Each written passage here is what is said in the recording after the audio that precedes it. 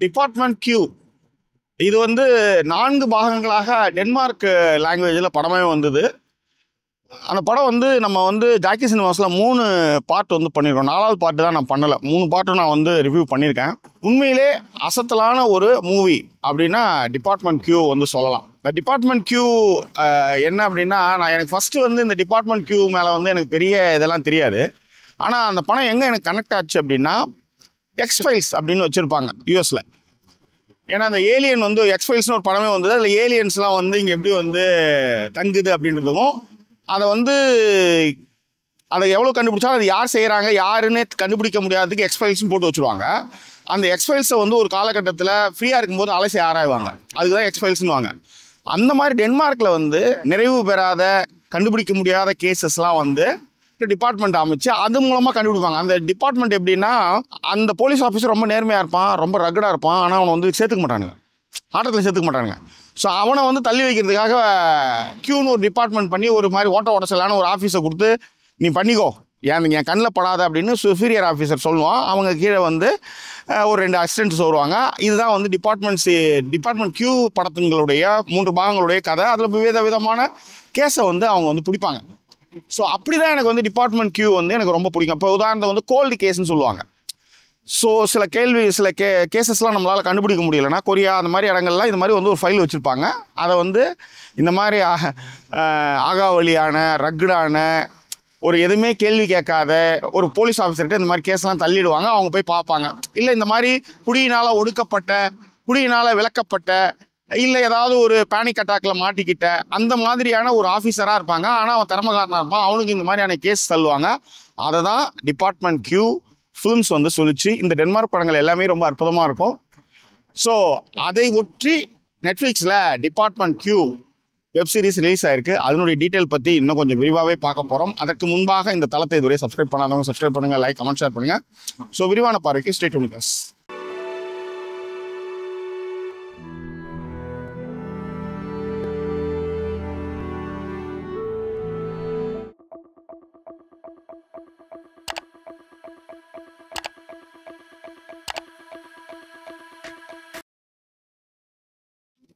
Denmark எழுத்தாளர் ஜெஸ்ஸி ஆல்டருடைய series தான் இந்த டிபார்ட்மெண்ட் கியூ.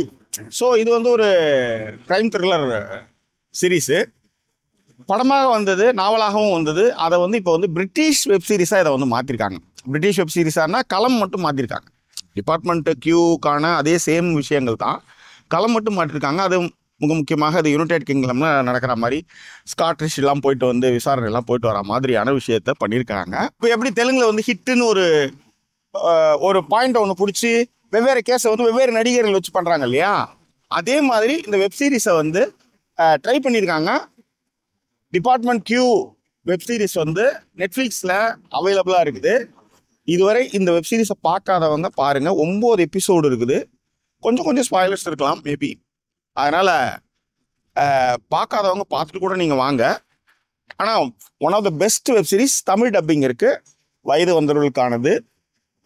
கொடூரமான காட்சிகள் கொஞ்சம் இருக்குது, அதனால் பார்த்துக்காங்க. That's all. வாழ்க்கையில் சில விஷயங்களை வந்து கேள்வி கேட்காம ஏற்றுக்கணும் அப்படின்ற மாதிரி நான் எம்ஐ பட சீரீஸ்லேயே சொல்லணும்னு நினச்சேன். என்னென்னா, ஒரு லேண்ட்ஸ்கேப்பு நம்ம வந்து திரையிலே பார்த்துட்ருக்கோம் பல வருஷமாக. லண்டன் அப்படின்னா திரையிலே பார்த்துட்ருக்கோம். ஆனால் அந்த பிக் பென்ல வந்து டாம் க்ரூஸ் ஓடும்போது இந்த ரோட்டில் நம்மளும் நடந்தோம்ல, தேம்ஸ் டவர் பிரிட்ஜ் இந்த மாதிரிலாம் நடக்கும்போது, இந்த பிரிட்ஜெலாம் தேம்ஸ் நதி பிரிட்ஜெலாம் நம்ம நடந்தோம் போனோம் அப்படின்ற ஒரு ஃபீல் இருக்குல்ல. இதில் வந்து ஹீரோ என்ன பண்ணுவோம், ஸ்காட்டிஷில் போய் இன்வெஸ்டிகேஷனுக்காக போவான். அப்போ ஒரு பெரிய பிரிட்ஜு ஒன்று இருக்கும். அந்த பிரிட்ஜை நான் பார்க்கும்போது எனக்கு என்ன ஆசை ஒன்றா, இந்த பிரிட்ஜை நம்மளும் போனோம்ல கார் ஓட்டிக்கிட்டு அப்படின்ற ஒரு ஃபீல். அந்த வீடியோ கூட இதில் இணைச்சிருக்கேன் பாருங்கள். ஸோ அந்த மாதிரி இந்த ஒரு லேண்ட்ஸ்கேப்பில் நம்ம வாழறோம், அந்த லேண்ட்ஸ்கேப்பை நம்ம அந்த இடத்துக்குலாம் போயிருக்கோம் அப்படின்றது பிரிட்டிஷ் சீரீஸ்லாம் இப்போ பார்க்குறப்ப ரொம்ப ஹாப்பியாக இருக்குது. ரைட், இப்போ இந்த சீரீஸை பற்றி இன்னும் கொஞ்சம் விரிவாகவே பேசுவோம். அதுக்கு முன்னாடி இந்த வெப் சீரிஸினுடைய கதை என்ன அப்படின்னு பார்ப்போம். இந்த டிபார்ட்மெண்ட் கியூ சீரீஸ் இதனுடைய கதை என்ன அப்படின்னு பார்த்தீங்கன்னா, மேத்யூ அவர் தான் வந்து கால் கேரக்டர் வந்து பண்ணியிருக்காரு.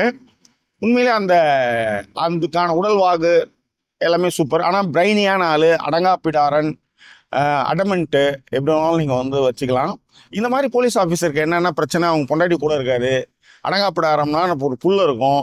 இதெல்லாம் மீறி அவன் எப்படி டிபார்ட்மெண்ட்டில் வேறு அழுத்தங்கள் இருக்கும், இதெல்லாம் மீறி அவன் எப்படி சாதிச்சான்றதுக்காக கிளைக்கதைகள் வரையணும், கிளைக்கதைகளை வைக்கணுன்றதுக்காகவே இந்த போலீஸ் ஆஃபீஸருங்க ஊடு வந்து குடும்பம் உருப்படாமல் போயிருக்கும்.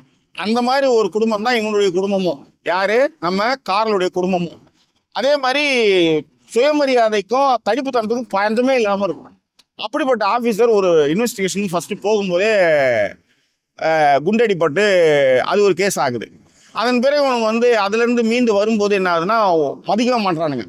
அப்போ என்ன ஆகுதுன்னா டிபார்ட்மெண்ட்டில் ஒரு டிபார்ட்மெண்ட் ஓப்பன் பண்ணி இந்த மாதிரி கோல்டு கேசஸ்லாம் விசாரிக்கணும் அப்படின்னும் போது இந்த அடங்காப்பிடாரனை தள்ளி விட்டுறலாம், இந்த அடமெண்ட்டை தள்ளி விட்டுறலான்ட்டு சுப்பீரியர் ஆஃபீஸர் என்ன பண்ணுறா, இவனுக்கு இந்த கேஸை கொடுத்து ஒன்று தள்ளி விட்டுறான். தள்ளி விட்டா இவனுக்கு ஒரு அசிஸ்டன்ட் வேணும்ல. அந்த டிபார்ட்மெண்ட்லாம் நீங்கள் பார்த்தீங்கன்னா ரொம்ப கொடுமையாக இருக்கும், அவங்க ஆரம்பிக்கிற டிபார்ட்மெண்ட்லாம். இப்போ இவனுக்கு வந்து அக்ரம் அப்படின்னு ஒரு சிரியாவிலேருந்து வந்த ரெஃப்யூஜி வந்து அசிஸ்டண்ட்டாக வருவான். ரோஸ்னு வந்து அந்த டிபார்ட்மெண்ட்லேயே இருக்கிற பொண்ணு இவங்க கூட வந்துடும். இதன் பிறகு அவங்க ஒரு கேஸ் எடுக்கிறாங்க. அந்த கேஸ் என்னன்னா 4 வருடங்களுக்கு முன்பாக ஒரு வக்கீல் காணாமல் போயிருக்கான். மெரிட் அப்படின்னு ஒரு வக்கீல் வந்து காணாமல் போயிருக்கான். அந்த மெரிட் கிடைச்சாலா இல்லையா, அவை உயிரோடு இருக்கிறாளா இல்லையா, எப்படி வந்து 4 வருஷத்துக்கு முன்னாடி காணாமல் போனவங்கள கண்டுபிடிச்சாங்க அப்படின்றதான் இந்த வெப்சீரிஸினுடைய கதை. முக்கியமாக அக்ரம் அவருடைய அசிஸ்டண்ட்டாக எப்படி நம்மளுக்கு வந்து கணேஷ் வசந்த், நரேன் வைஜெயந்தி, விவேக் ரோபலா, தமிழ்வாணன், சங்கர்லால், இது மாதிரி நிறைய நம்ம சொல்லிட்டு போகலாம். அந்த மாதிரி இந்த கணேஷ் வசந்த் மாதிரி அக்ரம் நம்ம கார்லுக்கு வந்து அக்ரம்னு ஒரு கேரக்டர் வந்து ஹெல்ப் பண்ணும். அவன் வந்து ரொம்ப ஸ்மார்ட்டாக இருப்பான், ரொம்ப பிரெயினி. இது வந்து கொஞ்சம் லூஸில் எங்கேயாவது விட்டா கூட அவன் வந்து பிடிச்சிடுவான். அதே மாதிரி ரோஸ் அப்படின்னு ஒரு பொண்ணு இருக்கும். அந்த பொண்ணும் இவன் டிபார்ட்மெண்ட் வந்து ஒர்க் பண்ணுறதுக்கு வரும். அதுக்கும் கொஞ்சம் சில பிரச்சனைகள்லாம் இருக்கும். அதே மாதிரி இவன் கூட வந்து குண்டடிப்பட்டவன் இருப்பான். அவனுக்கு வந்து ஸ்பைனல் கார்டில் பிரச்சனை இருக்கும், அவன் ஹாஸ்பிட்டலில் இருப்பான், அவனோடையும் இவன் ட்ராவல் பண்ணிகிட்டு இருப்பான். ஸோ இந்த எல்லா கேரக்டருமே அவ்வளோ அற்புதமாக நடிச்சிருந்தாங்க. முக்கியமாக மெரிட் அந்த மெரிட் அந்த வக்கீல் கதாபாத்திரம் நடிச்சு போடணும், அவ்வளோ சூப்பராக நடிச்சிருந்தது, ஃபண்டாஸ்டிக்காக பண்ணியிருந்தது. ஸோ கதாபாத்திரம்லாம் வந்து சோடை போகாத அளவுக்கு பர்ஃபார்மன்ஸை சூப்பராக பண்ணியிருந்தாங்க. டென்மார்க் எழுத்தாளர் ஜெஸ்ஸி ஆல்டர் எழுதின நாவலுக்கு வந்து திரைவடிவம் கொடுத்துருக்காங்க Scott Frank and Chandni Lakhani. Chandni Lakhani நம்ம இந்திய வம்சாவளியை சேர்ந்தவர். உண்மையிலே ரொம்ப நல்லா எழுதியிருந்தாங்க. காரணம் என்னென்னா, இப்போ உதாரணத்துக்கு ஒரு திரைக்கதையில் நீங்கள் வந்து ஒரு விஷயத்த பண்ணுறீங்க. இப்போ ஒரு ரோஸ் வந்து ஒரு ஓசிடி ப்ராப்ளம் உள்ளவ. ரோஸு வந்து சுத்தமாக வந்து காலுக்கு பிடிக்காது, ஹீரோவுக்கு பிடிக்காது. ஆனால் ரோஸ் அக்செப்ட் பண்ணிட்டான்றது வந்து எங்கே அப்படின்னா, அவளுக்கு வந்து பேனெல்லாம் அவளுடைய டேபிளில் கலைஞ்சி இருந்தால் நல்லா இருக்காதுன்னு நேர் பண்ணுறான்ல, அதுதான் ஒரு திரைக்கதைக்கு அழகு. நீங்கள் இதுதான் வந்து ஒரு திரைமொழின்னு சொல்லுவேன்.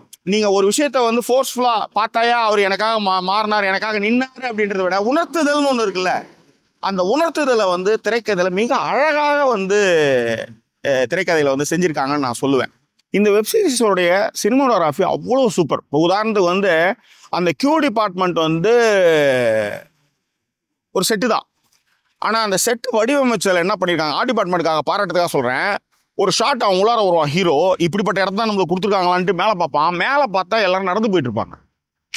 ஒரு டிபார்ட்மெண்ட்டில் அவனை ரொம்ப கீழே இறக்கிறதோடு மட்டும் இல்லாமல் அவன் மேலே எல்லாரும் நடந்து போகிற மாதிரியான ஒரு ஷாட் இருக்குல்ல, த சேம் ஷாட் கிளைமேக்ஸில் அவள் வந்து ஹீரோயின் வந்து நடந்து கொஞ்சம் கொஞ்சமாக வந்துக்கிட்டே இருப்பாள். வந்து மேலே பார்த்தா அதுக்கு ஒரு கிளைமேக்ஸ் ஷாட் ஒன்று வச்சுருப்பாங்க.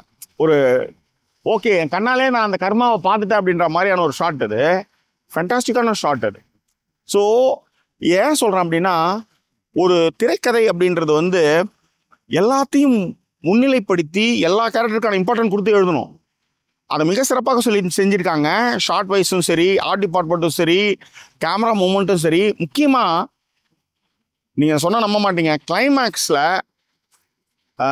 மெரிட் உங்களை நாங்கள் காப்பாற்ற வந்திருக்கோன்றதுலேருந்து அதன் பிறகு வந்து முடிஞ்சிருச்சு நீங்கள் நினைப்பீங்களே, அதன் பிறகு தான் அந்த கதையே வந்து இந்த சீரீஸை கொண்டாடுறதுக்கு மிக முக்கிய காரணமே அதுதான். அதன் பிறகு அவனுடைய கொலிக்கு ஹாஸ்பிட்டலில் இருக்கிறவன் கால் நொண்டி வருவான். அவன் நேராக வந்து இங்கே மெயின் ஆஃபீஸ் போகவே மாட்டான், கியூ டிபார்ட்மெண்ட்டுக்கு வருவான். அதுக்கான மியூசிக்கு, அதற்கான மூமெண்ட்டு, மெரிட் வந்து பேசிட்டு போகிறது, இவன் டிபார்ட்மெண்ட்டில் போய் பார்க்குறா. அவன் போய் பார்க்கும்போது இவன் எவ்வளோ தூரம் ட்ராவல் பண்ணியிருக்கானுங்கன்னு ஆச்சரியமாக பார்க்குறது, இதெல்லாம் அவ்வளோ அழகாக நேர்த்தியாகவும் ரொம்ப அற்புதமாகவும் உணர்வுபூர்வமாகவும் எடுத்தது தான் இந்த சீரீஸை நான் வந்து இவ்வளோ கொண்டாடி பேசுறதுக்கு காரணம். ஓகே, இது ஒன்று. ரெண்டாவது, இந்த வெப்சீரிஸில் மைனஸ் பாயிண்ட் அப்படின்னும் போது, எனக்கு நீ இவ்வளோ பண்ணல, அப்போ நான் உன்னை எப்படி வந்து கொண்டாடணும், உனக்கு நான் எப்படிலாம் தேங்க்ஸ் சொல்லணும். 3 மாதம் கழிச்சு அப்படின்னும் போது அந்த இடத்துல வந்து அந்த கேரக்டர் வந்து இந்த கேரக்டர் சந்திக்கலை, ஹீரோயின் கேரக்டர் வந்து பாதிக்கப்பட்ட கேரக்டர் காப்பாற்றின கேரக்டர் சந்திக்கலைன்றது எனக்கு பெரிய வருத்தம் உண்டு. ஏன்னா இது ஒரு பெரிய மைனஸை நான் பார்க்குறேன். அவ்வளோதான். ஓகேவா? What is the conclusion of Q departments web series, English web series? ரொம்ப நேர்த்தியாக எடுத்திருக்காங்க. தமிழ் டப்பிங் இருக்குது, வயது வந்தவருக்கான சீன்கள் கொஞ்சம் இருக்குது, மிஸ் பண்ணாதீங்க. ஃபேமிலியோட பார்க்குறதுக்கு இல்லை, ஆனால் வந்து அடல்ட்டோட வந்து பார்க்குறதுக்கு ரொம்ப அற்புதமான வெப் சீரிஸு. வீக்கெண்டு வந்து என்ஜாய் பண்ணுறதுக்கான ஒரு வெப் சீரிஸ், ஒரு பீரை வச்சுட்டு பார்க்குறதுக்கு ரொம்ப அற்புதமாக இருக்கும். நாம் ஏற்கனவே சில விஷயங்கள் வந்து தக் லைஃப்லேருந்து சொல்லலான் இருக்கேன். பட் இருந்தாலும் இந்த வெப்சீரிஸ் கன்க்ளூஷன் என்னென்னா, excellent, marvellous, awesome, fantastic, whatever it is, you fill in the blank. எதனாலும் போட்டு நீங்கள் பார்த்துக்காங்க. So don't miss it. வேற என்ன, இந்த வீடியோ குறித்தான உங்கள் கருத்துக்களை பின்னூட்டங்களை தெரியப்படுத்துங்க. இதை உங்கள் நண்பர்களுக்கு ஷேர் பண்ணுங்கள். மீண்டும் வேறொரு எபிசோட உங்களை நான் சந்திக்கிறேன்.